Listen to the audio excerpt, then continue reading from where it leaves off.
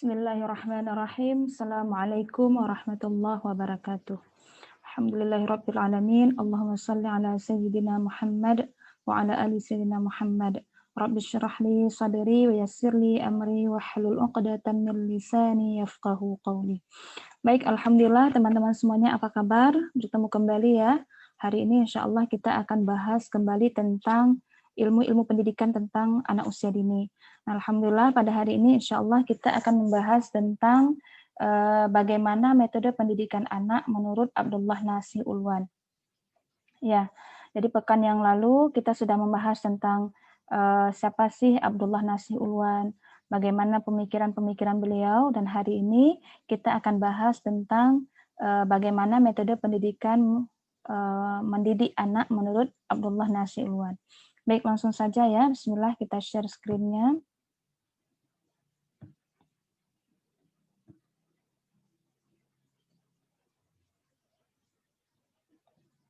Oke.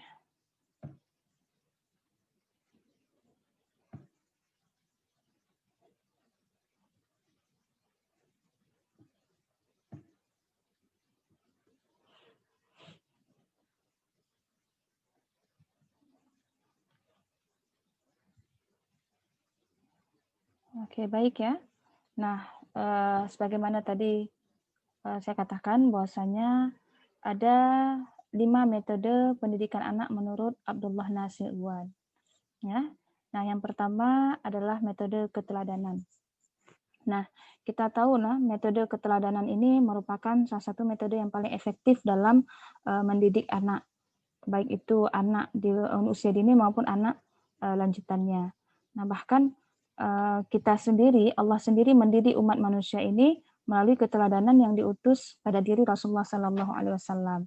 Nah, jadi yang pertama metode pendidikan anak menurut Abdullah Nasir Ulwan adalah keteladanan.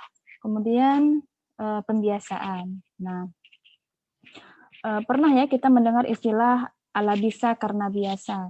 Nah, demikian juga dengan pendidikan pada anak usia dini. Setelah kita memberikan keteladanan, kemudian kita membiasakan anak.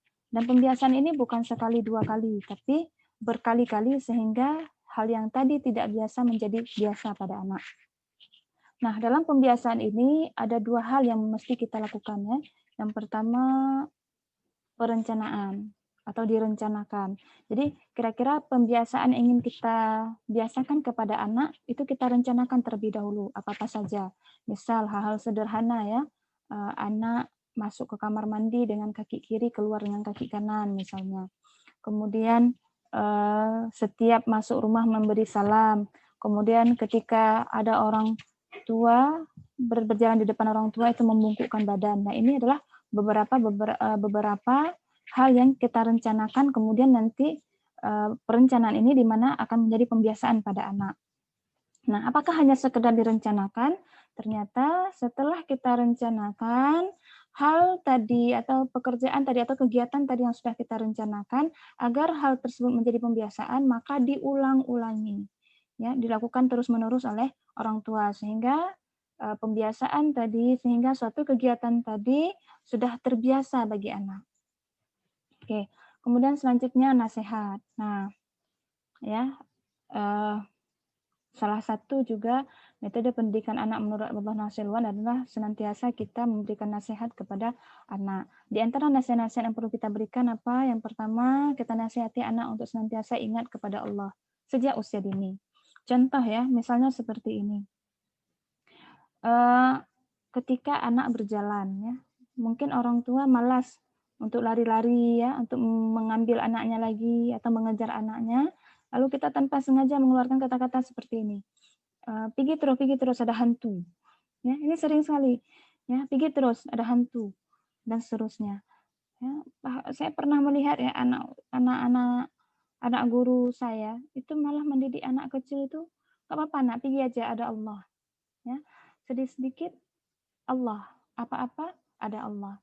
Jadi anak dibiasakan dengan nasihat ingat kepada Allah. Nah, selanjutnya bersyukur kepada Allah Subhanahu wa taala.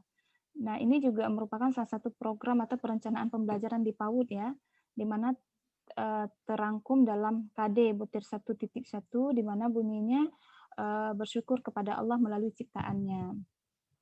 Nah, maka di sini kita setiap apapun tema yang kita ajarkan kepada anak atau apapun yang anak pegang, jangan lupa untuk selalu mengingat kepada Allah bahwasanya ini adalah ciptaan Allah. Contoh misalnya, anak mau makan. Siapa anak mau makan pisang misalnya? Siapa anak yang menciptakan pisang? Allah. Allah yang menciptakan pisang. Allah lah yang menciptakan pisang misalnya ya. Nah, kalau bersyukur kepada Allah, kita berterima kasih kepada Allah. Apa yang kita ucapkan, nak? Alhamdulillah, misal. Nah, terus saja seperti itu. Ya, jadi nasihat di antara nasihat-nasihat yang perlu kita nasihati kepada anak adalah yang pertama, senantiasa untuk mengingat kepada Allah. Yang kedua, senantiasa bersyukur kepada Allah. Dan yang ketiga adalah ingat akan azab Allah. Bahkan pada anak usia dini pun kita ingatkan tentang azab Allah. Contoh misalnya, anak mengambil barang temannya. Nah, anak mengambil barang temannya misalnya tanpa meminta izin. Nah, jadi kita bisa katakan kepada anak-anak, Allah nggak suka begini. Ya, kalau abang ambil mainan orang lain nanti akan mengambil mainan abang tanpa dikasih tahu. Jadi kita ingatkan tentang azab atau tentang hukuman-hukuman kepada anak usia dini. Ya, dan tentang azab ini sendiri kita ingatkan kepada anak cukup dengan kata-kata yang sederhana ya, jangan sampai nanti anak berpikir bahwasanya sesuatu yang buruk itu adalah tidak menyenangkan bagi dia. Jadi agama ini nggak menyenangkan bagi dia begitu. Nah, dan konsep anak sendiri adalah konsep pola pikir anak sendiri adalah anak senang kalau anak itu menurut anak itu baik kalau itu menyenangkan bagi dia. Dan menurut anak itu buruk kalau itu tidak menyenangkan bagi dia. Nah, inilah konsep pemikiran anak ya. Maka di sini peran orang tua juga mengingatkan bahwasanya kalau kita melakukan kebaikan maka Allah akan balas kebaikan. Kalau kita melakukan kejahatan atau jahat kepada kawan, bully kawan misalnya dan lain sebagainya, maka Allah juga akan memberikan azab atau hukuman kepada anak tersebut begitu. Nah, selanjutnya adalah pengawasan ya. Nah, jadi salah satu juga di antara metode-metode Abdullah Nasir Ilwan setelah keteladanan, kemudian pembiasaan, kemudian nasihat, selanjutnya ada pengawasan. Nah, apa-apa saja yang kita awasi? Yang pertama adalah yang paling urgent, yang paling penting kita awasi adalah iman anak usia dini, ya, atau iman anak. Nah, ini nanti apalagi anak usia dini ya, dengan berbagai macam budaya kita, berbagai macam agama, kita jelaskan kepada anak tentang iman yang kokoh bagi dia itu seperti apa. Kemudian moral. Nah, ini ya, mungkin ini yang mungkin sudah terkikis di masa sekarang, itu tentang moral anak usia dini. Kita lihat kalau budaya zaman dulu itu anak-anak kecil, itu kalau berjalan di depan orang tua itu membungkukkan badan. Atau misalnya ya, di warung-warung kopi kita tengok, ada anak kecil dan ada orang dewasa di sana, ada bapak-bapak misal di sana, nggak berani ngomong macam-macam, nggak berani gede-gede suara ya, nggak berani ngomong-ngomong jorok dan seterusnya. Tapi hari ini coba lihat di warung-warung kopi kita tengok, nggak peduli mereka ada orang tua di situ dan seterusnya. Ya, inilah kemudian kata-kata tadi pengawasan terhadap moral-moral anak kita. Kemudian intelektual tentang pengetahuan anak, termasuk pengetahuan di sini adalah tentang bagaimana kita ajarkan fikih kepada anak ya, misalnya sejak dini tentang mengenal Allah, itu tauhidnya tentang mengenal Allah. Ya, jangan sampai nanti anak menganggap bahwasanya Allah itu sama seperti makhluk, Allah itu bertempat dan seterusnya. Jadi salah satu di antara pengawasan orang tua kepada anak adalah tentang intelektualnya, yaitu tentang pengetahuannya. Kemudian tentang mental anak, ya, dilanjutkan tentang jasmaninya. Ya, kemudian sosialnya, kita tengok termasuk bagaimana anak bersosialisasi dengan lawan jenis. Itu kita lihat, bahkan kita didik itu dari sejak usia dini. Kemudian psikologi anak juga kita awasi. Kemudian perkembangan anak lainnya juga di bawah pengawasan orang tua atau pendidik ya. Maka kemudian Abdullah Nasir Ilwan menetapkan bahwasannya pengawasan ini menjadi salah satu metode pendidikan anak menurut Abdullah Nasir Ilwan sendiri. Nah, kemudian yang terakhir itu ada hukuman. Nah, hukuman seperti apa sih yang dimaksud ya? Nah, hukuman-hukuman yang dimaksud adalah yang pertama, hukuman yang diberikan kepada anak tujuannya mendidik. Ya. Jadi Islam ini adalah agama yang sangat tegas, membedakan antara yang batil dengan yang hak. ya, antara yang hak dengan yang batil. Nah, jadi tidak benar kalau Islam itu adalah agama yang ya udah sekedarnya aja, nggak bisa. Karena memang kita butuh hukuman untuk mendidik anak. Yang tujuannya yang hukuman yang dimaksud seperti apa? Yang pertama tujuannya mendidik. Ya, tujuannya adalah mendidik. Kemudian hukuman secara lemah lembut, ya. Kemudian hukuman tersebut sekiranya tidak menyakiti anak, ya, baik itu fisiknya maupun psikisnya. Contoh misalnya kita bentak anak, misalnya bodoh kali kamu dan seterusnya. Ini juga ini tidak dianjurkan. Ya, yang pertama kita tidak menyakiti anak baik itu fisiknya maupun psikisnya. Kemudian tidak pukul di badan anak. Kenapa di badan? Karena ada organ-organ yang di badan. Nanti berbahaya ke paru-parunya, ke jantungnya dan seterusnya.